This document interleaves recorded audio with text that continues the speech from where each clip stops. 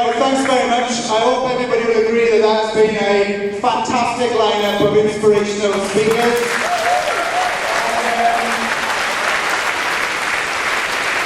As Jeremy wanted, right across the movement, local community struggles, national struggles. So now it comes for me to introduce the main event. Jeremy's fought his way through 2 meetings to get here, a crowd of 500 outside, and numerous interviews. And as we welcome him to the stage, and as we give him a massive welcome, I just want everybody to think of this. Jeremy is unique in terms of national politics at the moment, in that he stands up for a strong welfare state, no privatisation of the NHS, building council houses, free education for students, repealing anti-union laws so we have free trade unions who can stand up for their members. And he's against racism, and he is against war. If you close your eyes and imagine what it would be like if not only Jeremy wins the Labour leadership, but as I said on the radio Friday, will win an election because he'll be far more electable than Ed Miliband because he believes in what he says and people want a radical alternative from what we've been doing over the last 10 to 15 years. So, I'm sure everybody will join me in giving a massive, massive welcome to Jeremy Corbyn.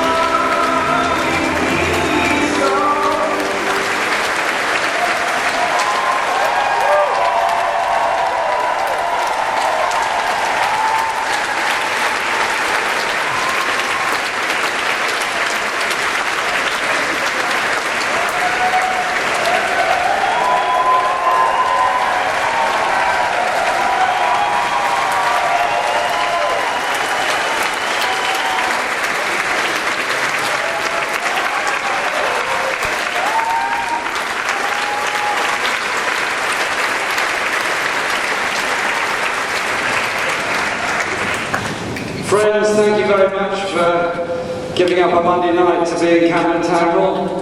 It's very kind of you. And it's an incredible evening when we've had to have overflow meetings in the council chamber, downstairs, and on top of the FBU fire engine outside with the best banner in the world which says, "We're the FBU, we save people, not banks." Well done, the FBU.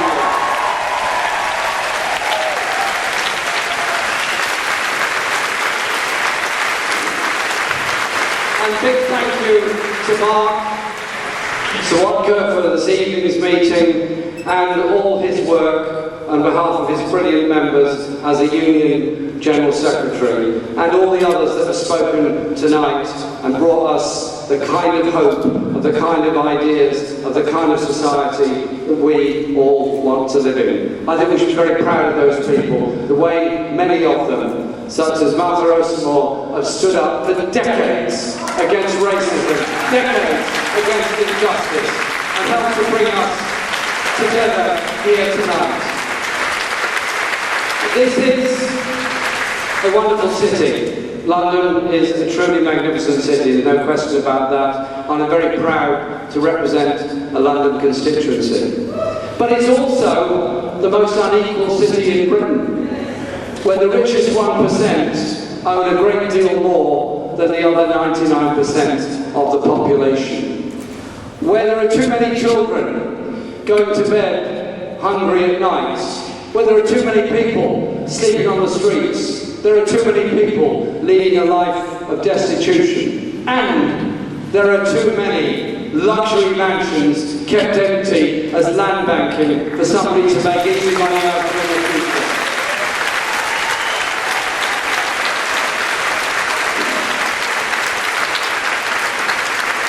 And so we have to do something about that. We have to do something about the levels of air pollution. We have to do something about the levels of debt, poverty that so many graduates end up facing because of the debts they leave university with. And so many young people leaving college well qualified, unable to find work. So you have to ask yourselves, what's politically on offer? Now, in the general election, I worked very, very hard to try and get a Labour government elected. I spent time in my own community, obviously, and I'm deeply honoured and very humble at the support that we received in my constituency in Islington North, where we had the largest vote, the largest majority and the highest turnout ever.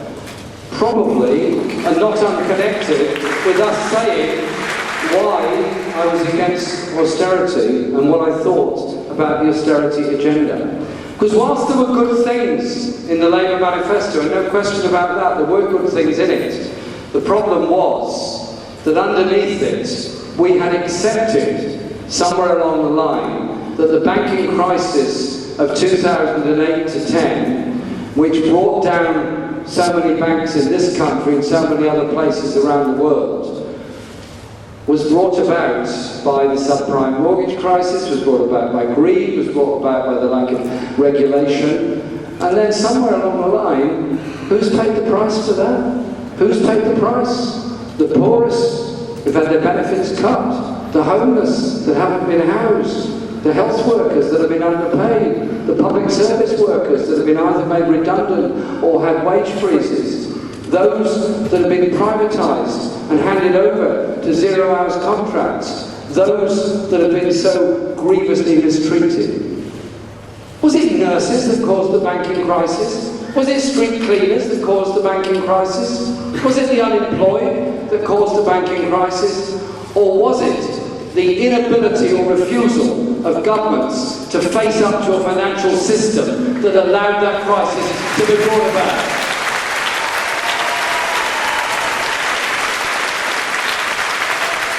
So, somewhere along the line, our party, unfortunately, swallowed a lot of that agenda. And that caused us not to win the election just gone. I spent time campaigning in many places. I went to Thanet, I went to Peterborough, I went to Norwich, I went to Great Yarmouth, I went to lots of places. And I had some very interesting discussions with large numbers of people, including some who sadly were tempted to vote for UKIP. They were tempted on one level because it seemed easy for them to blame the latest group of hard-working migrants to arrive in this country for all the problems. And I suggested to some of these people that possibly the shortage of housing, the shortage of school places, the difficulties of getting a doctor's appointment were brought about by the inability, refusal of our society to invest enough in housing, education, health, medicine, and all those things. And you can bring people together. You can bring people together. Move on from the blame culture. Move on to the collective and how things are achieved. How do you think the National Health Service was ever achieved in Britain? Was it achieved because a group of well-educated, well-spoken members of Parliament sat round in the luxurious atmosphere of the members' tea room and said, a National Health Service, that'd be a really good idea. It'd be a really good idea, let's do that. No, it was born of people living in desperation in the 19th century who got together to found their own local health facilities. I'm very proud of the Manor Garden Centre in my constituency, long forerunner of the principle of the NHS, a centre developed by the working class community to help people at times of stress. That happened in many other places. It happened in the mining communities, it happened with progressive councils in London, in Southern, particularly in Bermondsey. Dr. Salter was such a huge figure in developing health services. The radical London Borough of Finsbury, many, many others. But in the end, it needed something different. It needed a national endeavour.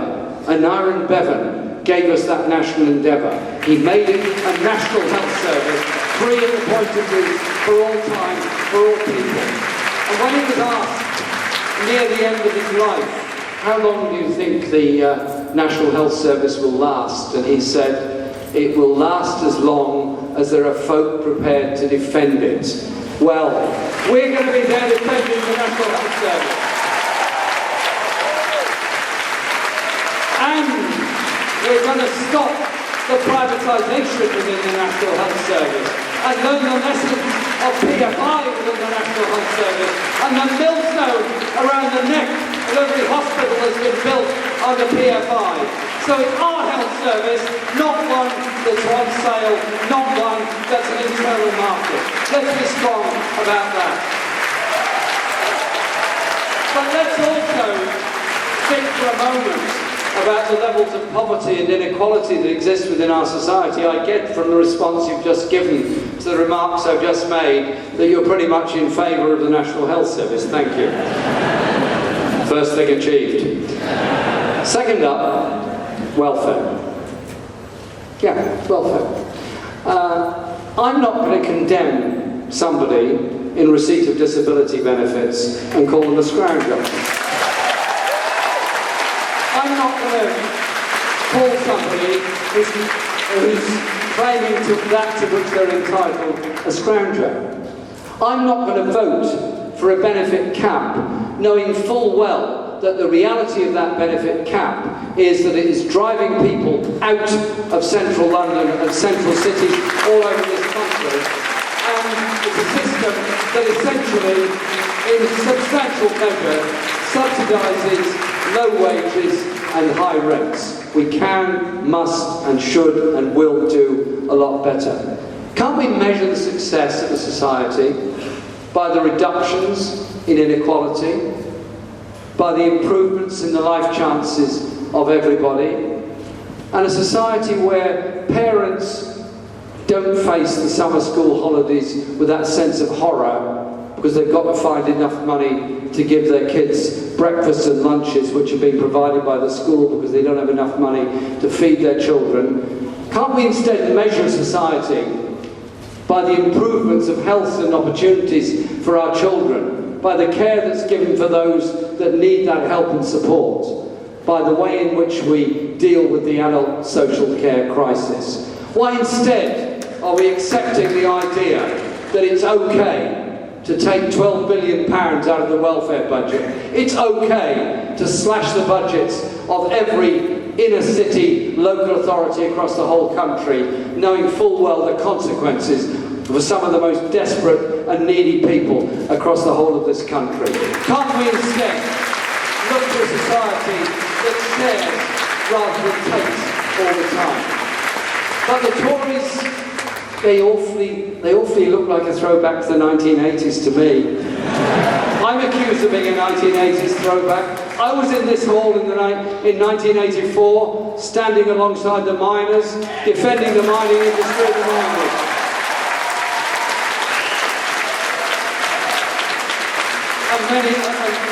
Judging by the appearance of some of you, you were here with me at that time. Welcome back. But welcome also to everyone else that's part of this campaign and what we're trying to achieve here today.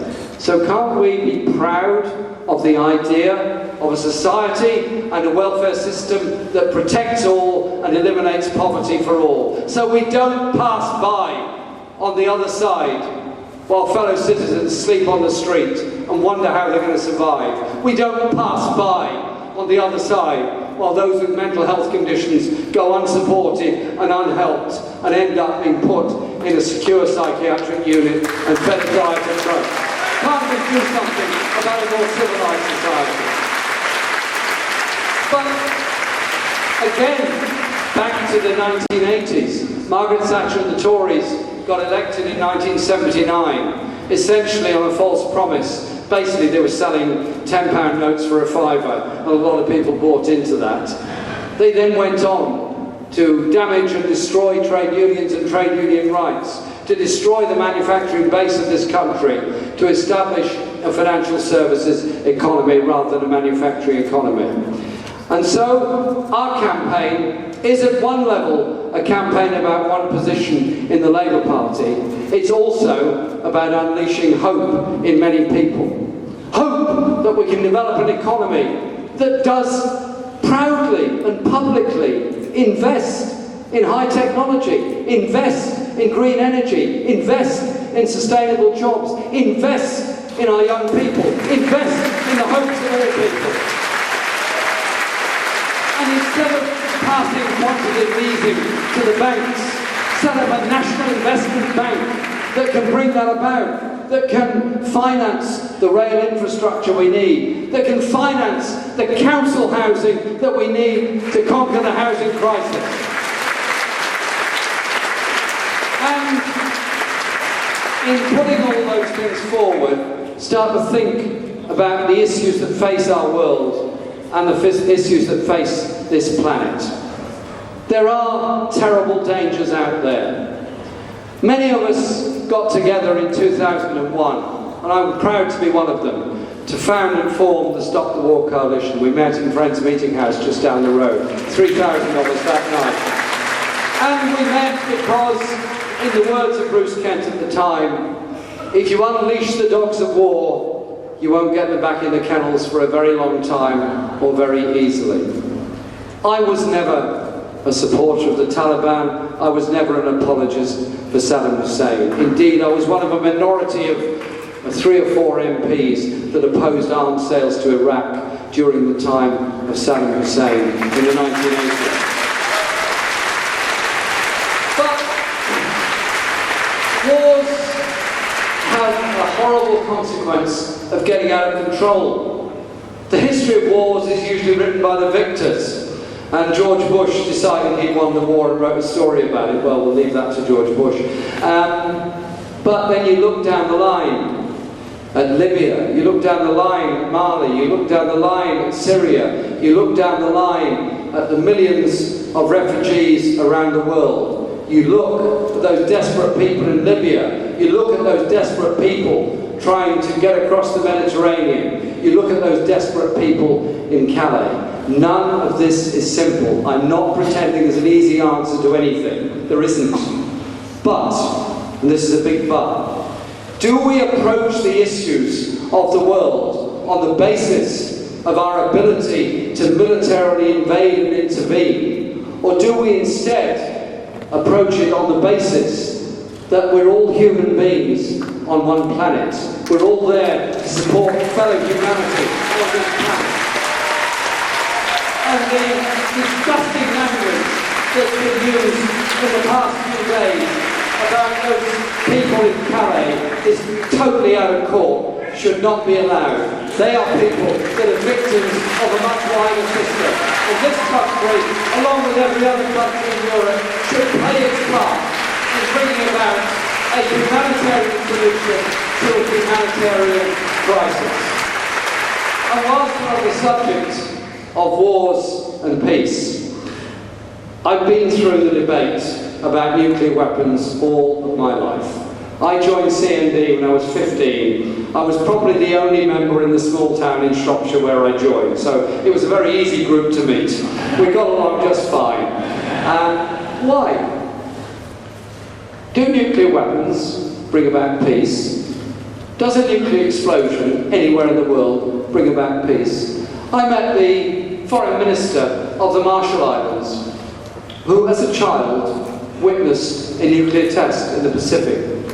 saw his islands and his country used as a bombing range for testing nuclear weapons, and they're still paying the price. They're paying the price with destruction, they're paying the price with cancers. On Thursday, I hope you'll all come. We're going to be in Tavistock Square commemorating Hiroshima and Nagasaki. There are still people suffering cancers as a result of those nuclear explosions. Is there any moral basis whatsoever for holding and therefore being prepared to use a weapon of ultimate mass destruction which can only take millions of civilians' lives? Or could we do something different and something better? I was in New York for the Nuclear Non-Proliferation Treaty Review Conference in May, and I heard speeches from all the nuclear powers saying they needed nuclear weapons for their security. And then I heard a speech from Abdul Minty on behalf of South Africa, anti-apartheid campaigner, who said South Africa gave up nuclear weapons so that it could live in peace and in security. They saw their security as being peace with their neighbours, not threatening.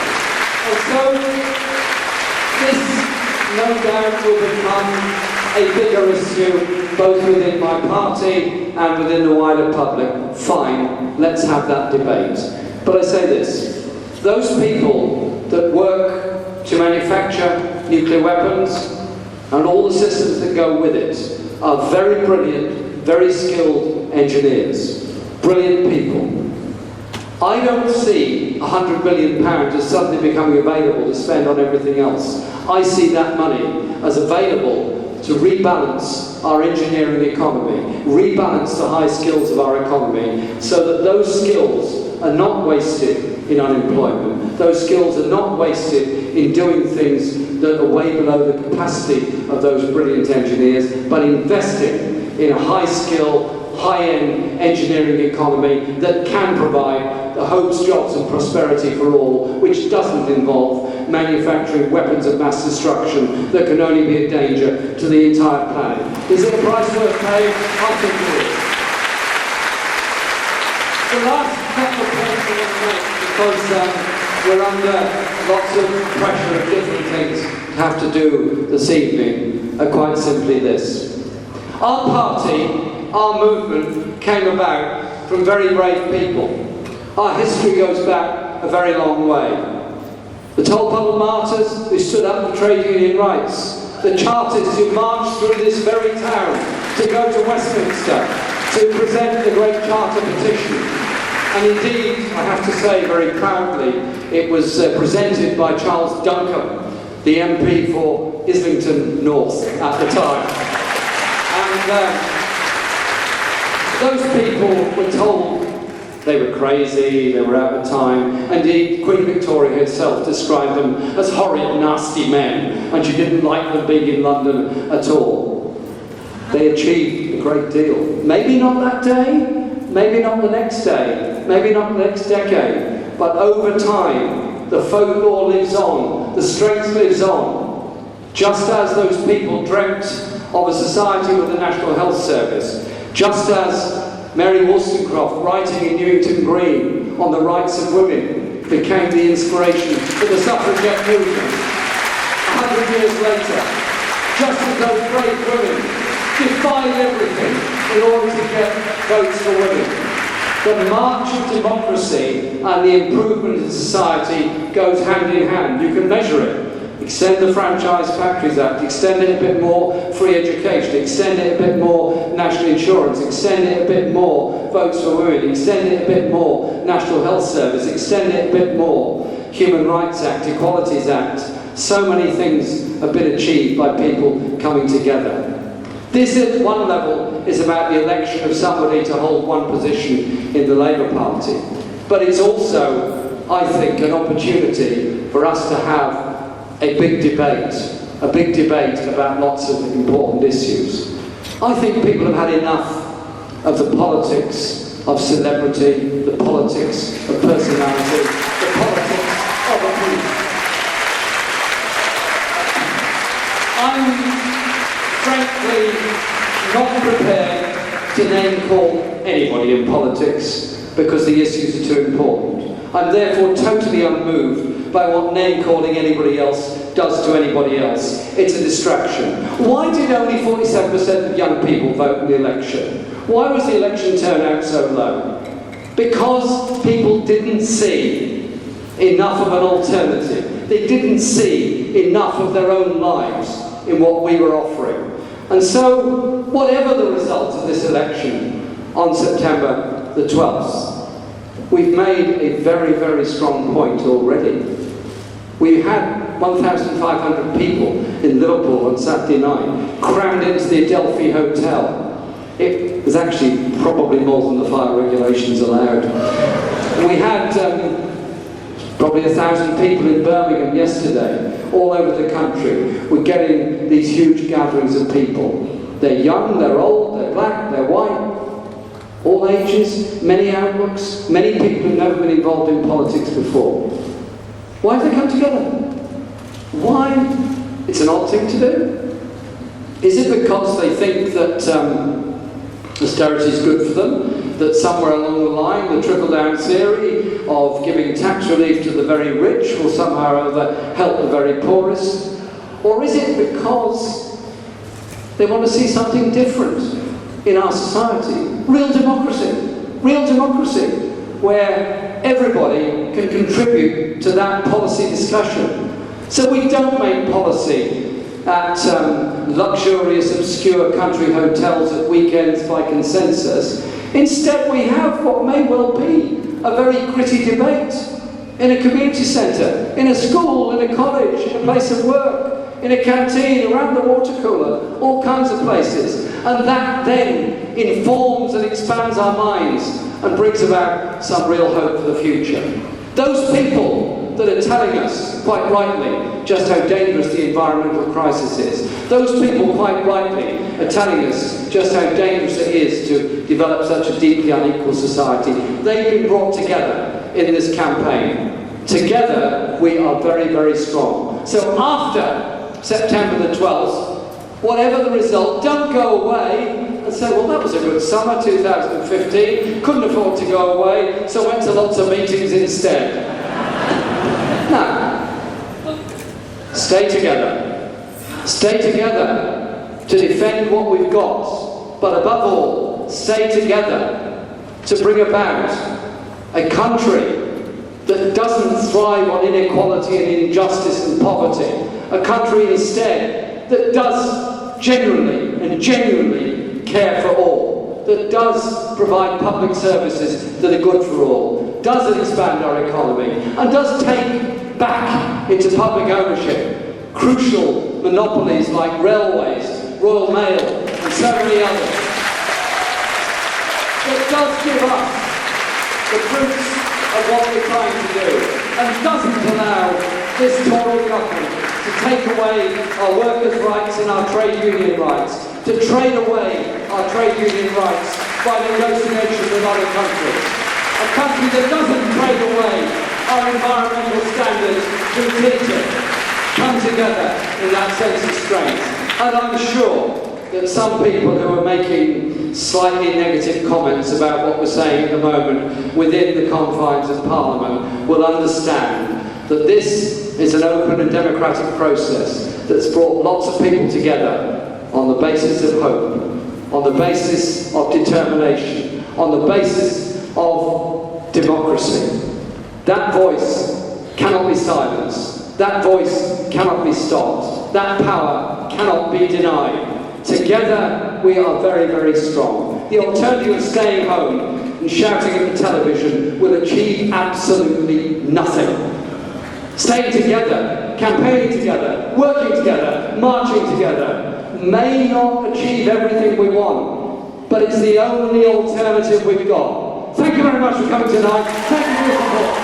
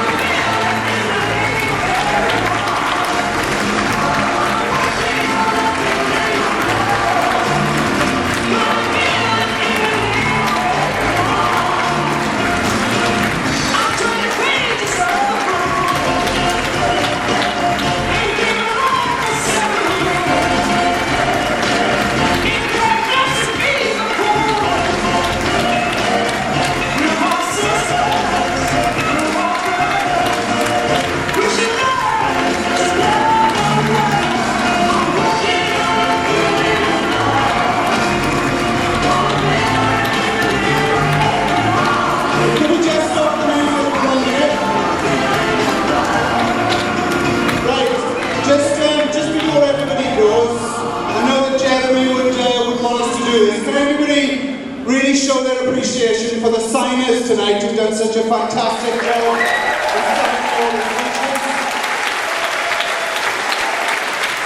Well done to you all, that's fantastic. Can you also give a massive cheer for all the volunteers who are working day and night to put on these meetings around the country? Can you also give a cheer to our fantastic speakers? And just before we go, I finally thank Jeremy. Can everybody just remember this? There's only 1 week left to register to vote. If you haven't registered, do so. There are many people who are not in the Labour Party. I'm one of them myself who have registered to vote because we can see that politics is changing before our eyes. So if you haven't registered, please do so. Please make sure that you campaign non-stop for the next few weeks. And I just want to leave this thought, that Jeremy is not a name caller as he said, but there is no doubt, as people get more and more worried, that Jeremy can sweep to victory on the back of the support of millions across this country. They will get dirty. They will do the name calling. They will try the politics of fear like we have already seen in this country over the last year. So it's up to us. Join a union if you're not in one. Join your local campaign, support your anti-racist campaigns, support for building council houses, a decent welfare state, support your NHS, talk to your friends, your comrades and your colleagues, because we may not get an opportunity like this for a long, long time. And imagine waking up on one day in September, switching on the radio or the TV, and there's a politician, and he's arguing for an end to austerity, for equality for all, against discrimination, for LGBT rights, free education, housing. Imagine how you feel. You'll feel bloody fantastic, so make sure he wins.